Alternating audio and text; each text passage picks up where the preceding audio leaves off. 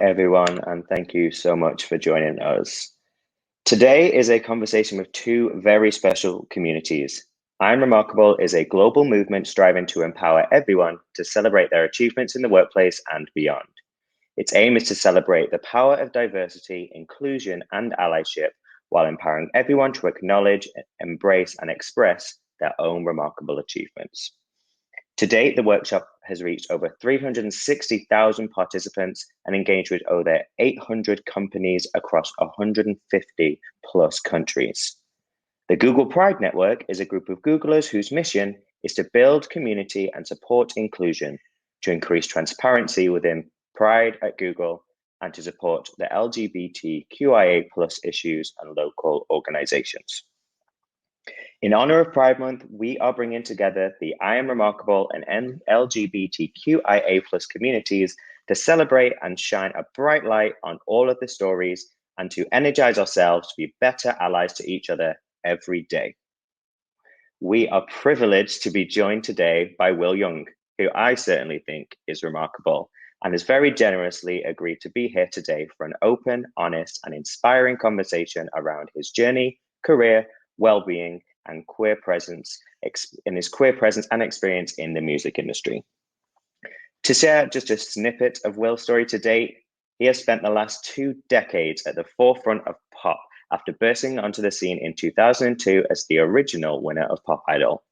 His expansive music and acting career have culminated in 4 number ones and 2 number 2 chart-topping albums, 2 BRIT Awards and 4 UK number 1 singles, and hits including Leave Right Now, Evergreen and Jealousy.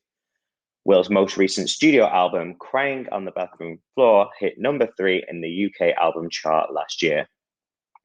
He has also written a best-selling book titled Be Yourself and Happier, the A to Z of Wellbeing, and has a new mental health podcast called the Wellbeing Lab, where he openly explores various important topics around mental health, which often don't get enough airtime, including shopping addiction, creating boundaries, body dysmorphia, cognitive behavior therapy, trauma, obsessive compulsive disorder, and beyond. And whilst doing research for this talk, I have been listening to them religiously, and I highly recommend tuning in. Will, how are you doing today? Welcome. That's a really nice introduction. Thank you. Yes, I'm okay. I'm pleased because I've just found my AAA batteries, which I couldn't find. What a way to start. I mean, the only way we can only go up down from here. Yeah. You know what it is? No, you know what it is. You know, when you've got that, you think they're in the drawer that you put them in, but they're not. They're here. I'm very pleased. I have a belief that there's little fairies who steal stuff, and then it's not until you tell them that they are here, and I remember putting them here, that they return it. Maybe I did that. My batteries are here. Well, let's start. Let's kick off with a question we ask all of our speakers, which is, what makes you remarkable? Yeah, no, I find that quite a hard question to answer, but I have been thinking about it, obviously in the context of our talk. And I think I have lots of qualities that I like about myself. I feel like I end up at uniqueness. I think that all of us are unique, and we should sort of celebrate that and celebrate our differences. I think we get very caught up in difference, but actually everyone's different from the beginning of their life. You know, they're different tastes, different joys, different sadnesses, all those kind of things. So I would say what makes me remarkable is my difference. Yeah. I think your ability to embrace it as well is really nice. Yeah, that's the key, really. You know, that's the key to being a human being and not a human doing, as some people would say. You know, when I often say to people, you know, you're not a machine, you know, because often we surprise ourselves with the feelings that we have. And I always say, well, you're not a machine. I mean, you have feelings. Absolutely. So we're going to get straight into these questions. And the first one is, you have spent the last 20 years in the public eye, often sharing parts of your life with the world. While our audiences may not be as much in the public eye, we can often feel the pressure to present ourselves as doing fine, doing okay. How are you? I'm fine. Um, and we do that to our families, our friends, our colleagues, even when we're not feeling that way. Have you ever felt that way, to kind of present yourself in a way different to how you're actually feeling? Oh God, yeah, every day. Although I tell you something lovely, I just went to get. I have a cafe at the end of my road. Really, I feel very fortunate. I've got really lovely sort of locality around me, and I went in, and one of the girls that worked there was like, "Oh, I missed you today because I didn't see you this morning." And I was, "Oh, that's really sweet."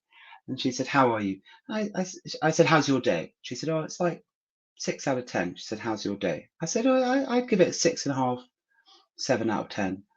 She goes, "Oh, how come?" I said, "Well, I've got anxiety, so you know, it's never really going to go above an 8 unless I'm not feeling like anxiety." And she was like, "Oh, I totally hear you. Yeah, I get you on that one." And I'm using that as an example because I chose to share that with her in like a contained way, but also I know her quite well. Um, and I thought, oh, it'd be nice to share a little bit of vulnerability with her. Um, there are times when um, it's not perhaps appropriate or safe Hmm. to share what's going on in our inner world. Yeah. Um, there's either not time, or I always say to people, well, check in. Do you think you're going to get truly heard and truly validated in that moment? Because if you're not, it can make it even worse. Um, so if you don't have the chance to do it in one particular moment, make sure that you can later on in the day, or you've got something. I almost like have it booked in my head. It's Hmm. like, right, I'll speak to that person, or I'll speak to my therapist, or I'll go to a group therapy meeting, or I'll do some journaling, or whatever it is. Um, you know, Often when we start exploring our inner world, we feel like we should be telling everyone the whole time. But one, that's not very contained. And what I mean by containment is having boundaries for ourselves. Is it appropriate for me to be sitting in a meeting and then say to someone, by the way, I've got hypervigilance, because of this and this and this. That might not be appropriate. And also, what am I going to get back from it? Um, be careful who you share it with. It's like, a problem shared is not necessarily always a problem halved. It's about finding the right space and the right opportunity to get back what you need at that time. Oh my God, totally. The problem is, what happens is often when we are presenting one thing to the world, but we've got another part of us that is, experiencing an uncomfortable emotion, we can get into like inner conflict, Hmm. um, within ourselves. And to be truly heard is certainly one of the elixirs of life, I call it. Hmm. Really heard, not trying to be fixed, not trying to be changed, but just being validated in our feelings in that moment is very special. Make sure you find those people in your life, and they're often not the people that you think they are. Yeah, I think it's a very powerful person to be an empath, and I think I certainly have those select people who I know I can go to and get genuine responses from them, and I think that's part of it as well, knowing that they may not have walked in the same shoes as you, but they can certainly empathize, and like you said, it's not always about getting a solution. You're not necessarily going for the answer, because maybe it isn't an answer, but it's just to feel heard often feels good. I think I think so. So let's take something very obvious like a breakup. I always say to people, that's really shit. I'm like, there's no doubt about it. It is shit. Your heart's broken, and Hmm. you've lost a really good friend. Rather than sort of go, don't worry, plenty more fish in the sea. It's like completely invalidating the whole of that relationship and how important Hmm. it is to that person. Sometimes it's okay that things are not great, you Hmm. know, because like I said, we're not robots. Some things are just not great. And kind of following on from that, do you therefore have any advice to those friends or families or colleagues who are struggling with any sort of mental health issues or inner conflicts? I think you pretty much touched on it, and it's about finding the right people. But is I think it is. I mean, we're such complex beings. Our mm-hmm, mind's very complex. Our body is very complex. Quite often, if people come to me in a state of crisis, um, I will quite often actually encourage them to try and settle their body, so settle their nervous system. mm-hmm, Because if you've got a nervous system, we've got a sympathetic and a parasympathetic nervous system, and one calms the other down. I always forget which one. Far more intelligent people know. I think it's the parasympathetic calms down the sympathetic. And if we're not calm, things are going to be a lot worse, basically. yeah, So rather than going for the mind, which is a problem-solving tool, mm-hmm, go for the body. You know, go for a massage. Lie on the floor with feeling your back on the floor, breathing. Put your legs up against the wall. All these kind of things. Find something that will just allow your body to calm, because mm-hmm, approaching any problem or any discomfort from a state of high um, anxiety, in a nervous system which is on high alert, um, it's never going to be resolved. So my sort of like number one thing is to say, right, go straight to the source, because also you can kind of bypass all the nonsense in your head. mm-hmm. Um, treat the body, and then communicate with people. Um, someone that you feel safe with. Um, I like that, and that. I don't think I've ever thought about thinking about the body before. Yeah, because often what happens is we have trapped stuff in our body, often trapped traumas. And traumas can be lots of different things. Um, and so we're stuck on a sort of, we might be triggered, and then we're stuck on this sort of energy hamster wheel. And our brain is going, oh, there's something's very discomforting here. Well, I need to solve the problem. So, well, clearly I'm in the wrong relationship. Clearly I'm in the wrong job. Clearly I'm living in the wrong place. And because our brain wants to solve a problem because it's getting these messages from the Mm-hmm, body. Um, often our body is giving us messages from the past. mm-hmm, The energy hasn't been released. We still think we're stuck in. I was speaking to a friend earlier, and that particular friend often gets triggered into a fight response. And they actually said to me, I can't believe I'm saying this to you, but I get triggered. I was like, yes, finally, you're coming round to mental health and well-being, yeah. you know? Definitely. I mean, we talk about, when you go for a massage, you say there's a lot of tension in your shoulders, and I've never really correlated that could be actually tension that's coming from my mind and things that I'm going through. I've always thought, oh, it must be because, I'm doing too many push-ups at the gym. It could be coming from your mind, but it can be stored stuff from your Hmm. past, that might be being triggered. Hmm. Often we don't know when we're being triggered. We might be at work and we might actually be projecting onto our bosses that Hmm. they're our parents from the Hmm. past. And often we'll be like, why do I have such a complex relationship with my boss? And it's often because we might be completely projecting, or an authority figure in some way. I'm dreadful with authority figures. I only realized this a few years ago. Because of my schooling was horrific. So anyone that sort of seems like an authority figure, I just am not a fan of, and I have to really like remind myself it's okay. I'm not back at boarding school, you know. Hmm.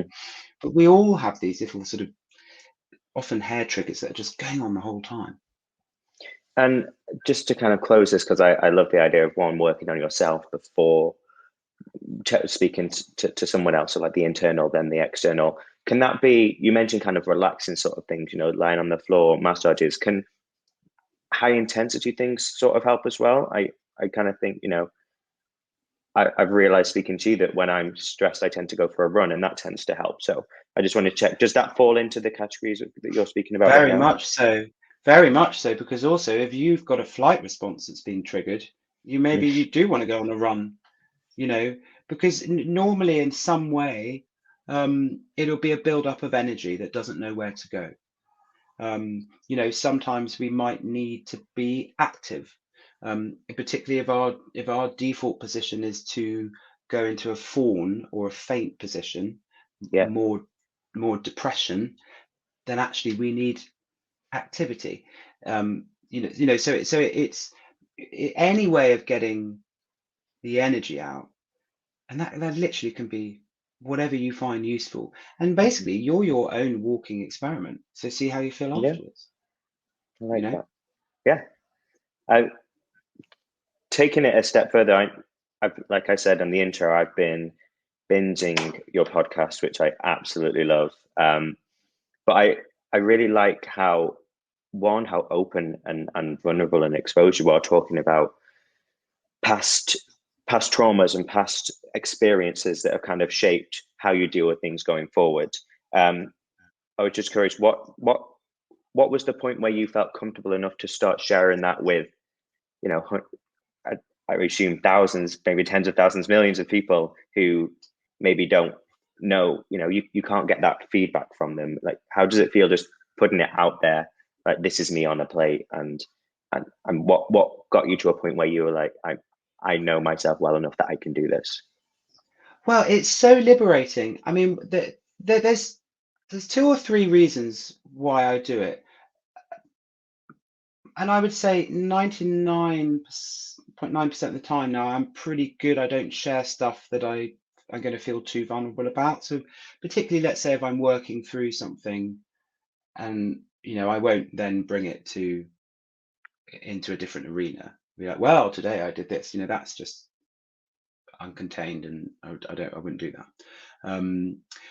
But one of the reasons, the main reason, is shame, because I think that often when we experience difficult emotions and feelings, we then, particularly in the West, will pile shame on top of it and judge it. That's normally to do with our upbringing, the society we live in.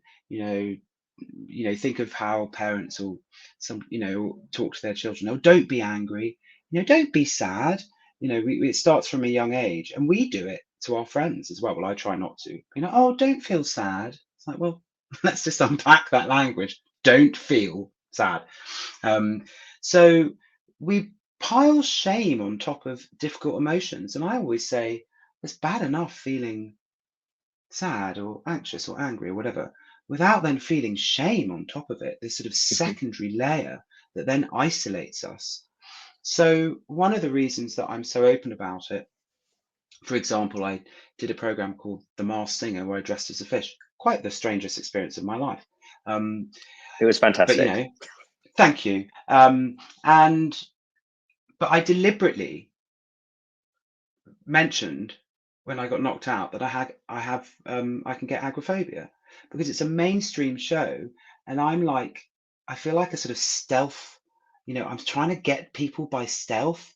I'm like, I'm just going to throw that in there on a show that's watched by lots of people of lots of different ages to show that you can normalize feeling agoraphobic. So part of me does it also in a sort of slightly subversive way. I I like sort of bucking the trend, and what I think is very damaging is to have people, particularly in the public eye, and you see it now on social media, and we all talk about it, pertaining that everything's perfect.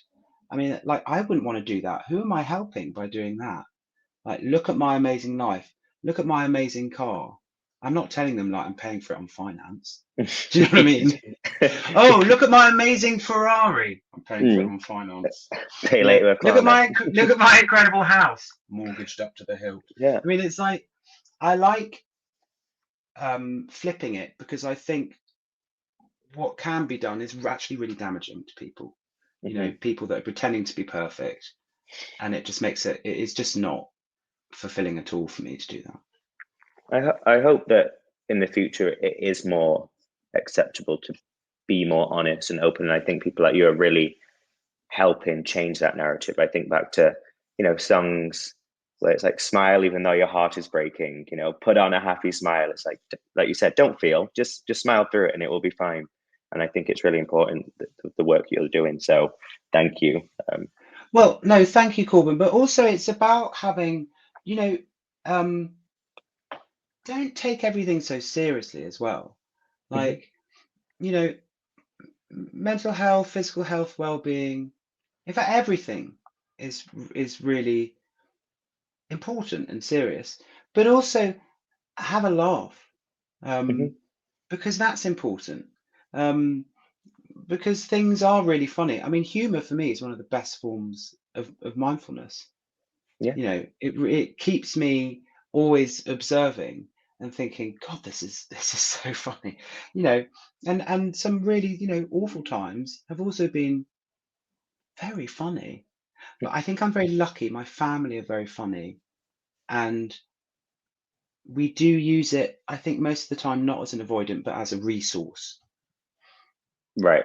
Can you just explain a little bit the difference between the two of those, just for the people Yeah, of tuning in course. live? Yeah, so, well, what I call a resource is something that is going to ground us, help us, strengthen Okay. us, bring us back into the moment. Um, Now, how do you know the difference if you're avoiding something or you're using it as a resource? The discomfort will still be there if you're using it as an avoidant. Got it. It's as Hmm. simple as that.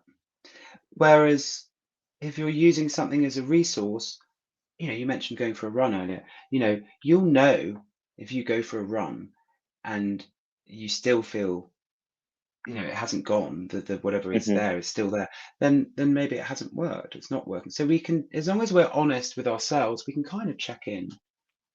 Yeah. That makes total sense. Thank you. Um, I wanted to follow up on kind of that side of things and pivot towards pride and allyship. It is Pride Month, and this is in collaboration with Pride at Google. So I wondered, and I know you have certain opinions on this, and I'm really excited for you to talk about it a little more. But the term allyship, what does that mean to you, and how has that played out throughout your life and your career? Yeah, I mean, we've discussed this a bit, haven't we, Corbin, in the past? And I actually have a little bit of a problem with allyship, um, because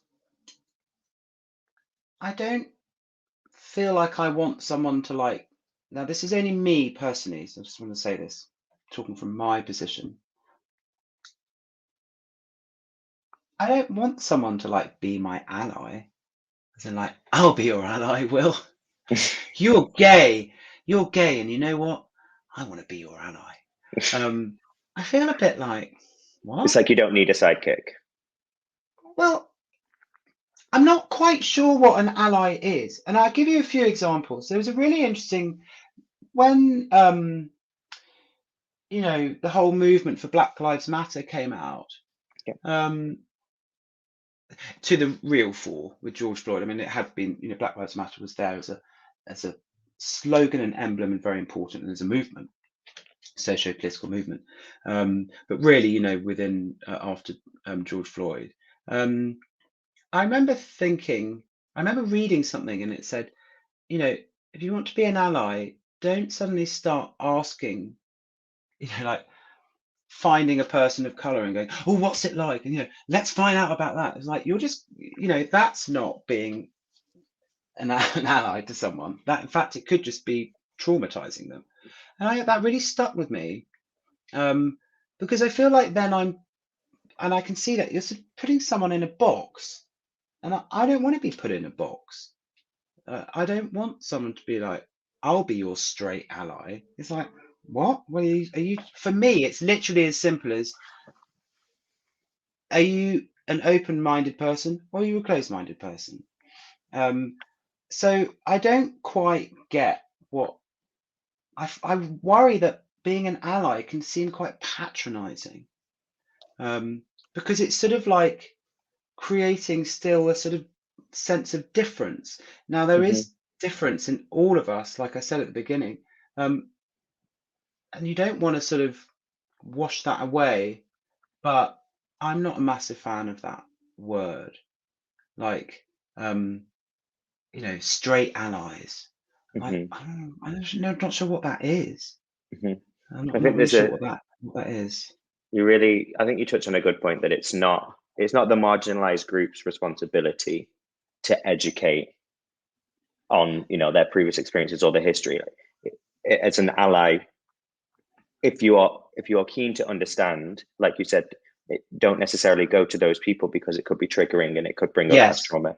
Do your own research if you want to learn about the culture and the history and the heritage. That's absolutely fine. But to be patronizing in the sense that queer people need allies, I don't think that's the right way to think about it. I'm not sure about it. I really am not sure. And yes, you're so right, Corbin. Like it's on me to do the work to find out.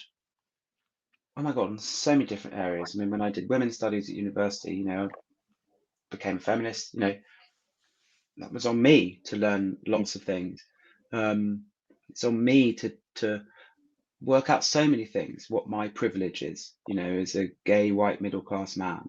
That's on Mm-hmm. me. So yeah, I'm afraid like the camp for allies are not going to really. I'm not going to join. I'm afraid. I think that's okay. Yeah, I think that's okay. could be controversial, but I think that's important to have different. Absolutely. Um, I'm going to change tack a little bit and talk about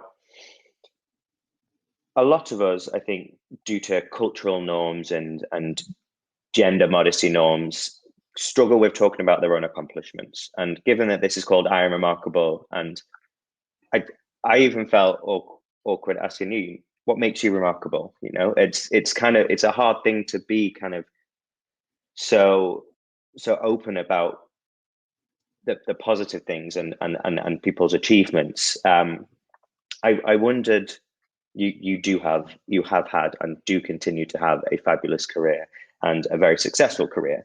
Um, but have you ever dealt with imposter syndrome throughout your years? I I think so, but in a sort of you know, and I'm going to come to that in 2 seconds. Hmm. But I think it is difficult to accept one's um, achievements. Hmm. It's also important to always work out what we see as an achievement. You Yeah. know, so for me, actually, an achievement is being as loving and as kind as I can to people. Always taking inventory of stuff that I do, Hmm. and always trying to learn. Like that. That's actually probably the top of my list of achievements. Number ones, things like that are really low on the list. Okay. Like really low. Um, but that's been 20 years for me of working out things. Um, when I first started singing, I think I probably did feel. I tell you what I would do a lot is I would compare a lot. I don't Yeah. think I'd walk around going feeling an imposter, but I would look at other artists and go, "Oh, they're so much better than me," or "They've sold way more than me. Their video's better." Well, it could be any number of things. Um, and I think that came from a place of, like really no confidence.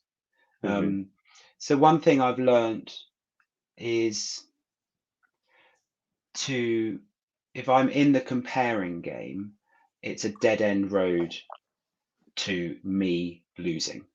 You can never Even if win. I start, no, even if I'm going one up on people.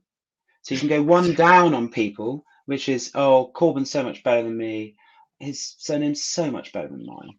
He's A, he's A, I'm Y. Like, oh, I want to be at the beginning of the alphabet. But let's say I go, I'm so much better than Corbyn. So I go one up on you. I mean, Hmm. Y, I mean, everyone has surnames beginning with A. It's like, Hmm. how many youngs do you know? Hardly any. You Not know, many. it's still coming from a place of feeling less than. So I'll still end Hmm. up feeling crap. So I did a lot of comparing for years. Um, I think probably after about 10, yeah, probably about 10 years, I did actually suddenly feel like I was quite a good singer. Um, yeah, and that came with age and experience, um, and that was quite nice. Um, and I think that was just a natural thing. We do have that in work when we suddenly think, oh, actually, I've learned quite a lot. Oh, I sort of know what I'm talking about. Um, but a lot of that came when I started teaching. Like I always say to people, if they've lost their passion, go and do stuff with young kids. Try and teach Hmm. them, whatever it is, because you think you haven't learned much, but you've learned loads because you've been alive a lot longer. Hmm. You know, go and teach, go and share your subject with younger people, and you'll be amazed actually how much you've learned. And it's such a two-way street as well, teaching. Um, Hmm. so I don't know if I walked around feeling out and out imposter, but I didn't feel that great about what I was doing. No. Yeah. I think, and just to kind of bring it back to I'm Remarkable, I think we see a lot of people feeling that sort of thing, whether it is comparing or that slight jealousy or not feeling like you belong in the room, come into these I'm Remarkable talks. So I think what you're saying is really useful to say. You don't. That's a lose-lose game. Um, and It's a complete lose-lose game. But the other thing is, it's so tempting because there's so many things shown to us that if I just get this, if I just get that, if I just get the promotion, if I just, yeah, yeah, get that just one car, more thing over then the everything, rainbow. just one more thing. We're not really allowed to do the inner work because it's not really promoted because they said, oh, well, just get a new washing machine. That'll make you happy. You know, so if you are feeling uh, imposter syndrome, well, you're not feeling like you should really even be there. Something external. Okay, now let me just caveat that with things like if you've got an awful boss or if you're being bullied and things like that, that is external. But it's really important to also look at what's going on internally. And it won't change until we do some of that inner work. Because to be honest, once you do the inner work also, you're way better. You won't let toxic people who are around you, you wouldn't even be in that job. You'd be like, oh, I don't want to be here. This Hmm. is awful. It's It's like you normally need that. inner stuff. Yeah, you need that foundation because without that, it's gonna feel hollow. It's going to feel hollow. Yeah. You've led me on perfectly to our next question, and this came from listening to your podcast. I think it was when you were on with Fern, and you were talking about how you would really focus on work. You were very high performing in the business side of things, and I think with this talk, I think a lot of people will probably relate to that as well. Like very, high performers, very focused on the career. But then you kind of said on the other side, you're high avoidant. So you kind of used almost, it sounded like you used work um, at the expense of kind of doing that inner work, which we were just talking about. Is that a fair summary of how you probably were? I would say so. Yeah. And also, I would say that it wasn't even really conscious. Hmm. Um, but from a young age, I was very good at being successful. I was really good at like becoming a prefect, like doing what my housemaster would, I know would please him. Um, working hard, becoming captain of basketball, captain of athletics. I was very good at like getting markers down, Yeah, and tick. Yeah. looking pretty impressive. Um, then even to the point of I entered a competition called Prop Idol and I won it. Like that's how good I was at being successful. It's like Hmm. 10,000 people, no problem, I'll win that. You know, um, but and it went on and on. But the problem with that was we take on roles. Often those roles start within families. So we'll become the high achiever, or we'll become the rebel, or we'll be the fixer, the people pleaser, the perfectionist.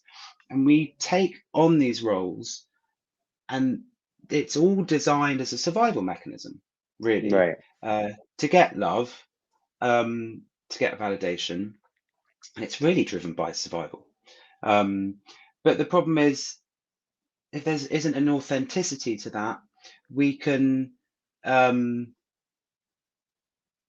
we can run out of steam.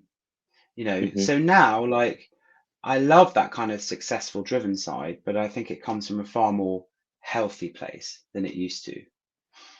How did you when did you realize that that was like the reasons behind it, and that you were actually doing it? Like, when did you become conscious that that was what you were doing and why you were doing it? And how did you overcome that?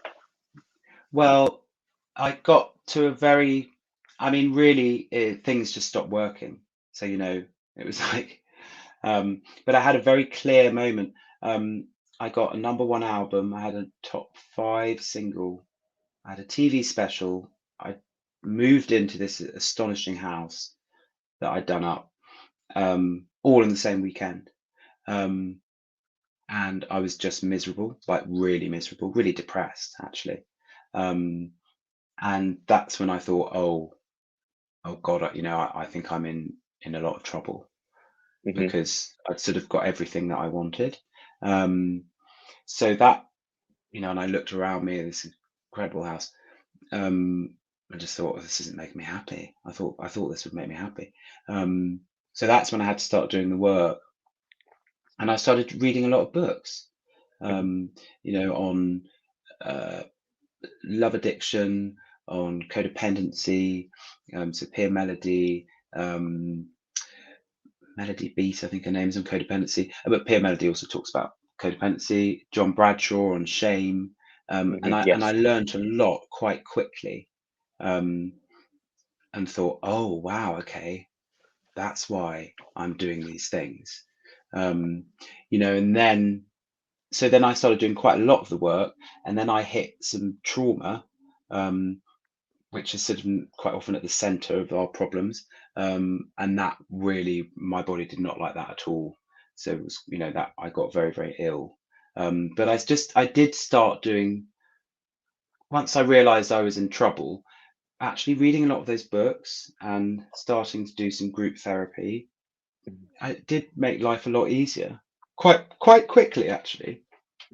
I think educating yourself is a really important part of it. And part of the reason I bring it up is because there's quite a few great books and resources, particularly kind of dissecting the LGBTQ community. There's one called Straight Jacket, there's one called Red Velvet, and they Yeah. really, you'll know, they really talk about, the reasons why people from this community can often overperform in a work environment, but not necessarily do the work internally.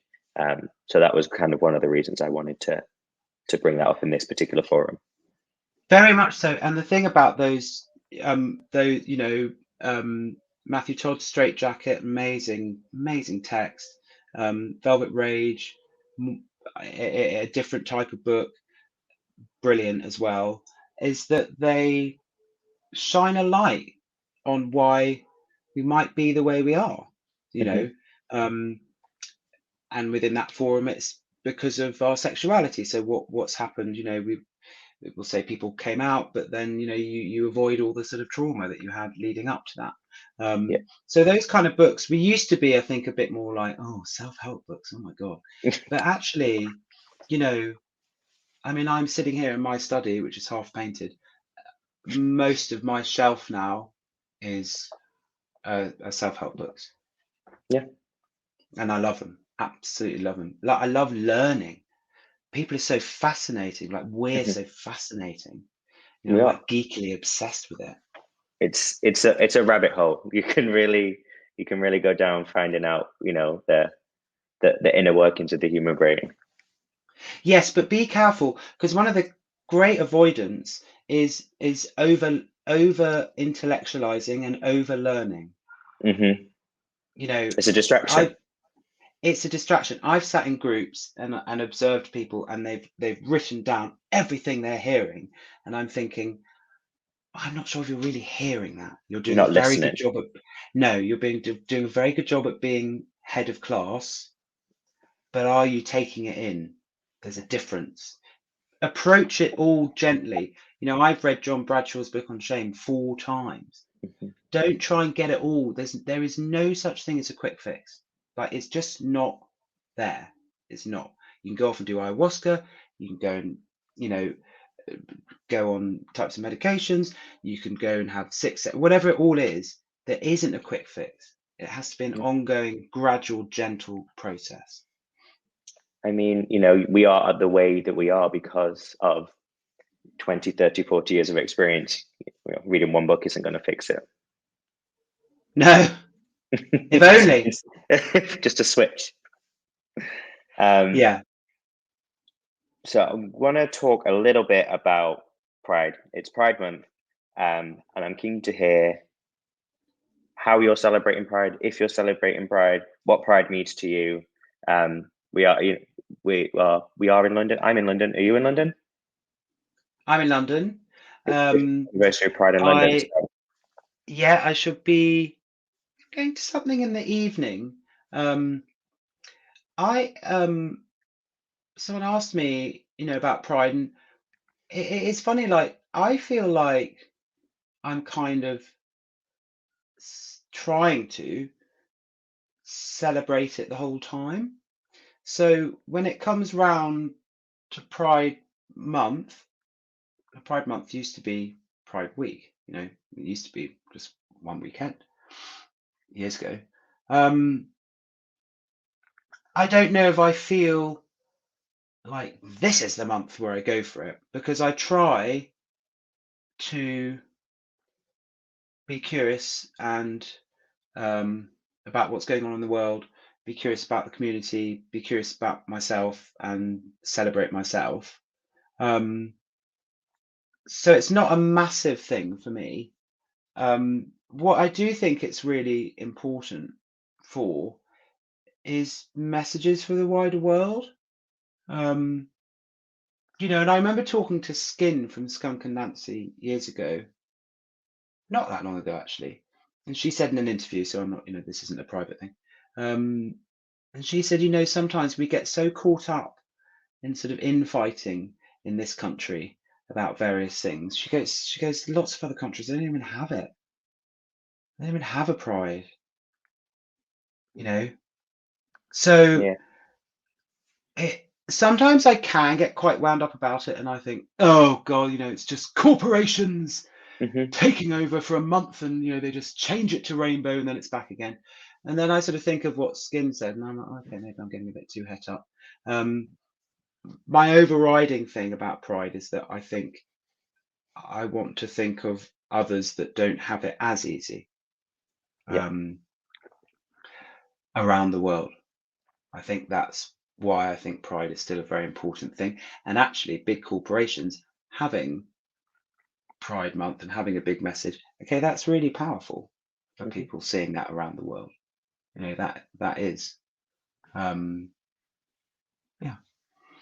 I think it's a good point because we are fortunate to live in London in 2022 for the Googlers watching to work for a company who is so understanding. A lot of the stuff that we were doing for Pride was to, whilst basically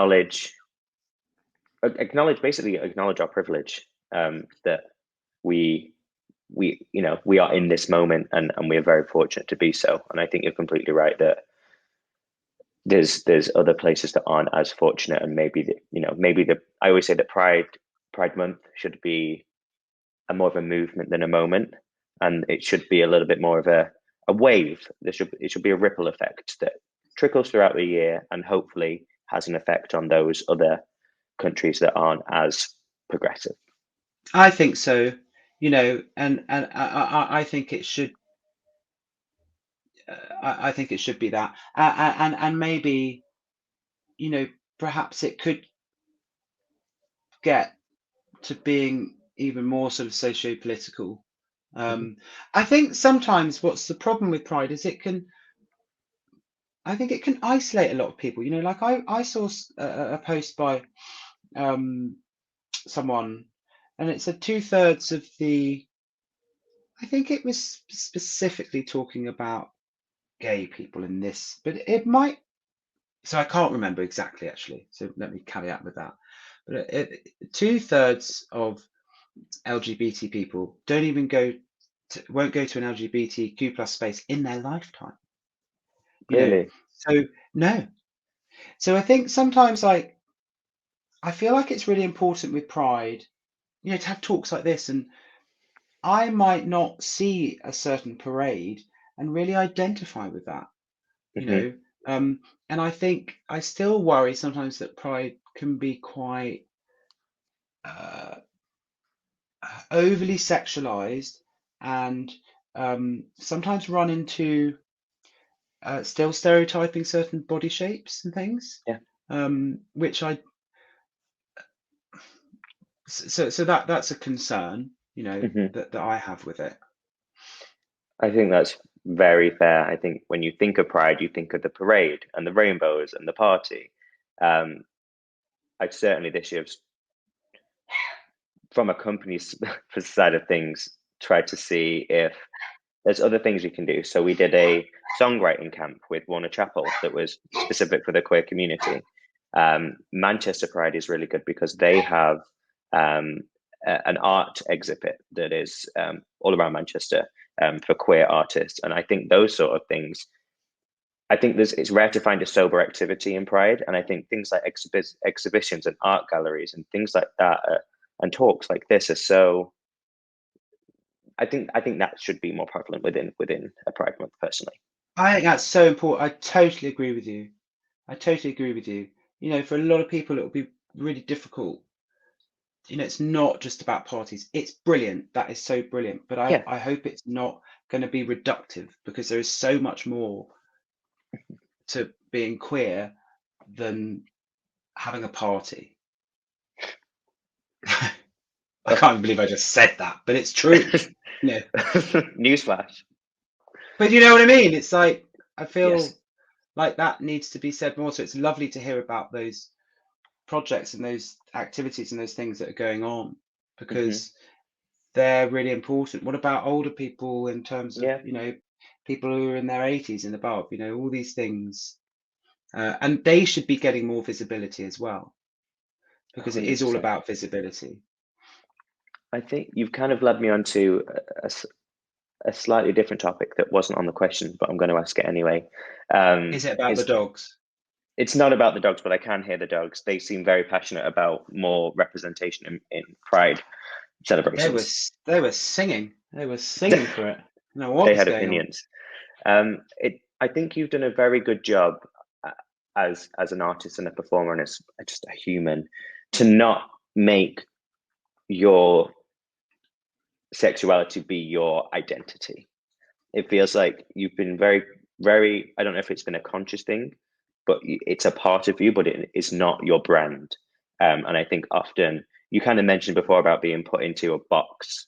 Um, and I just wondered, is that something that you've noticed in the industry? Has that ever happened to you that you've felt like you've been kind of pushed in a certain direction? Or is that just kind of who you are? Yeah, no, I have been. I mean, from one way and the other. One way I was quite sort of neutralized for a long time. Yeah. It was kind of like a sort of mannequin. Hmm. Um, but then I was confident enough to be openly gay, but Hmm. then, and this is why we should never push people because, you know, they go as quickly as they can go.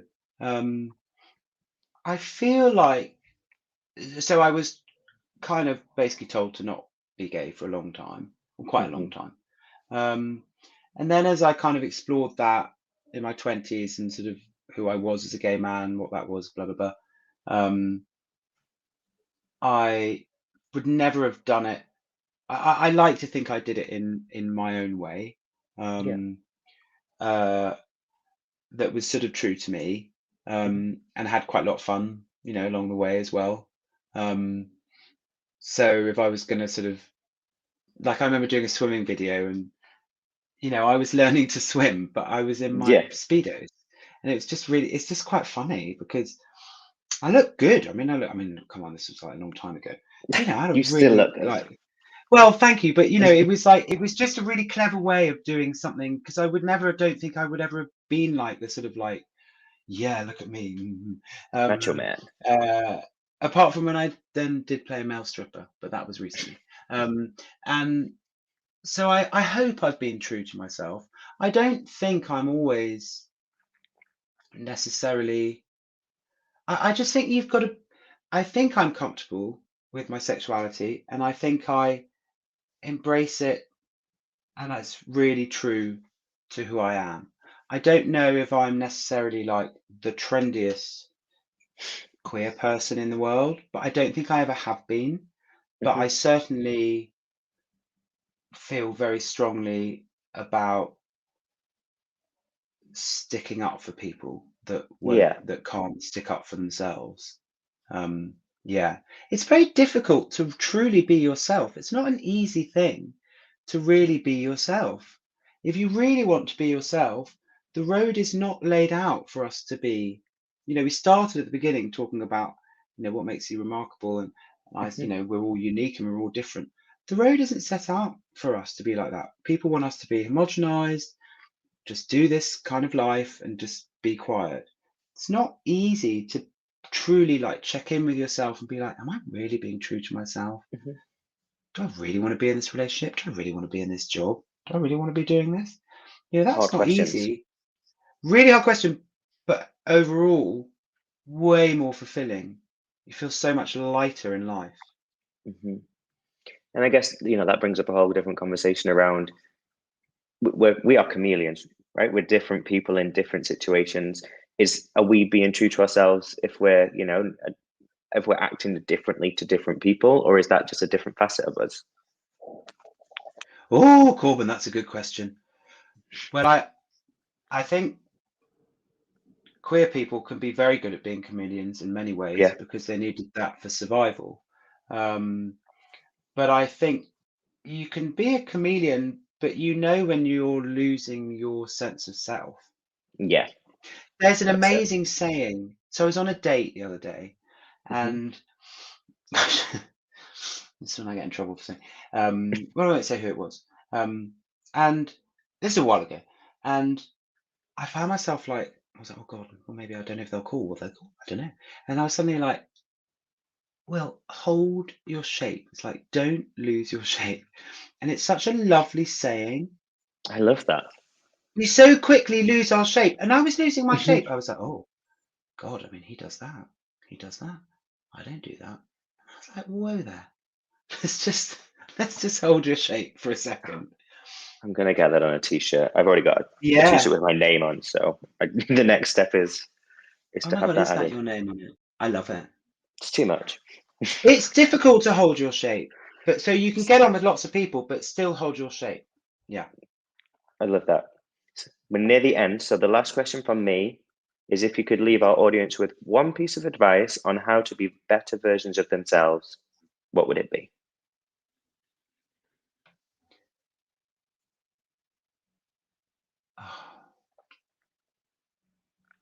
I would say it's about keeping your side of the street clean. It's a Hmm. saying that my late brother used to use, and it's so lovely. So every Monday, I sweep my front porch, Hmm. and my cousin's wife, who is Thai, gave me a brush. She was like, "You need to sweep your front porch every Monday. Well, at least you know." And whenever I do it, it's an energy thing, but Yeah. also I think, right, take an inventory. I need to keep my side of the street clean. Do I need to apologize? Do I need to make amends for anything? What have I done recently? You know, and if you do that, then and I mentioned earlier, you feel lighter in life. Hmm. It's about owning your own stuff and owning responsibility for your actions, for your thoughts, for what you think other people. How many times do we think friends are thinking stuff about us? And they're not. I thought my manager was really upset with me for about 10 days. And then I left him a message and he rang me and he was like, I'm not upset with you, I'm just busy. Just got stuff going on. I had a whole dialogue in my head, you know, because obviously it's all about me. You know, it's like crazy. So keeping your side of the street clean is about checking in with people. Mm. Can I just say, you know, Corbin, I feel like I might have really upset you then. And you can go, no, you didn't. We're so worried about seeming crazy that we don't own the way our thoughts are. We overthink it. We way overthink it. That's a good piece of advice. Keep your side of the street clean. Hold your shape. I've learned so much. Go, sorry. Well, and it means you let other people deal with their side of the street. Right. And also, I'm going to say this, and you don't hang around in the middle of the road. No one does that. You get back to your business. Yeah, don't get enmeshed with other people's stuff in relationships, friendships, work. Stay on your side of the street. You don't hang around in the middle waiting to be run over. You know, that's why it's so important. You let other people get on with their stuff. Mm-hmm. Focus on you and let them focus on them. I love it. This has been honestly a absolute pleasure. I said it at the beginning and I will say it again. It has been an honor to have you here, Will. I've personally learned so much around the connection between the body and the mind, and reading up on things if you want to learn more about yourself and marginalized communities. I hope you've enjoyed yourself as well. And I hope people listening have. I've had a lovely chat. Thank you so much. Thank you so much. Lastly, in honor of Pride Month, we have a number of I Am Remarkable workshops available on the I Am Remarkable website, available until July 6th. So go to the I Am Remarkable website to sign up. For those watching on demand later, you can still sign up at the website. Thank you, Will. Stay remarkable and happy Pride. Bye.